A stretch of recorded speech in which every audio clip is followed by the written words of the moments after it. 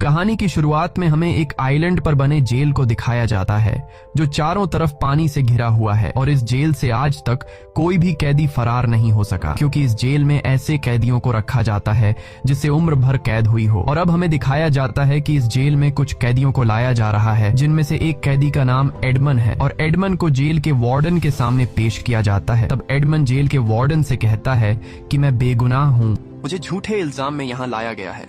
जिस पर वार्डन जवाब देता है, मैं जानता हूँ तुम्हें फंसाया गया है, अगर तुमने सच में कोई जुर्म किया होता तो तुम्हें देश के अंदर ही किसी जेल में फेंक दिया जाता। यहाँ इतनी दूर इस जेल में सिर्फ उन लोगों को लाया जाता है जिनके खिलाफ कोई साजिश की गई हो। यह सुनकर एडमन को झटका लगता है और वो समझ जाता है कि वार्डन भी मुझे फंसाने वाले लोगों के साथ मिला हुआ है क्योंकि वार्डन को मेरी बेगुनाही का पता होने के बावजूद मुझे कैद में रख रहा है। वार्डन बहुत ही घटिया इंसान था। वो पहले एडमन को बुरी तरह से मारता है, फिर उसे जेल के एक सेल में बंद कर देता है। ये सेल काफी छोटा होता है जहाँ पर रोशनी के लिए एक छोटी सी खिड़की और एक लकड़ी का दरवाजा होता है। ये दरवाजा साल में सिर्फ एक बार खुलता था जब वार्डन बिना किसी बात के कैदियों को पीटने के लिए अंदर आता था और अपनी पिटाई से कैदियों को पता चल जाता था कि उनका एक और साल इस जेल में पूरा हो गया है।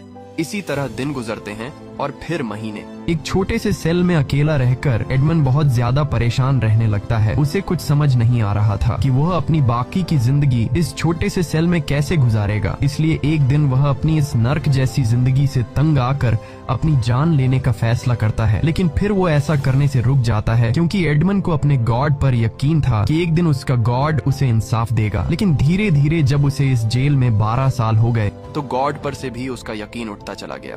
एडमन अब पूरी तरह से टूट चुका था क्योंकि वो एक ऐसे गुनाह की सजा काट रहा था जो उसने कभी किया ही नहीं था और उसे लगने लगा कि अब मैं पूरी जिंदगी यहीं बंद रह जाऊंगा। लेकिन फिर एक दिन अचानक उसके कमरे की जमीन नीचे से उठने लगी। यह देखकर एडमन बहुत ज्यादा घबरा जाता है। उसे लगा जैसे कोई भूत उसके सामने आ गया हो, पर थोड़ी देर बाद उसने देखा कि जमीन के नीचे से एक बूढ़ा इंसान बाहर आ रहा है। यह बूढ़ा आदमी अपनी जवानी में इस जेल में आया था, लेकिन पिछले कई सालों से इसी जेल में रहते हुए उसके बाल सफेद हो गए हैं, मगर अभी तक वह इस जेल से आजाद नहीं हो सका। दरअसल ये बूढ़ा आदमी एडमन के नीचे वाले सेल में रहता है और वो पिछले 5 साल से इस जेल से भागने के लिए सुरंग खोद रहा है। मगर आज खुदाई करते हुए जब वो एडमन के सेल से बाहर आया तो उसे पता लगा कि वह गलत डायरेक्शन में सुरंग खोद रहा था। उसके बाद वह बूढ़ा आदमी एडमन के कंधे पर खड़ा होकर ऊपर खिड़की से बाहर खुला आसमान देखता है।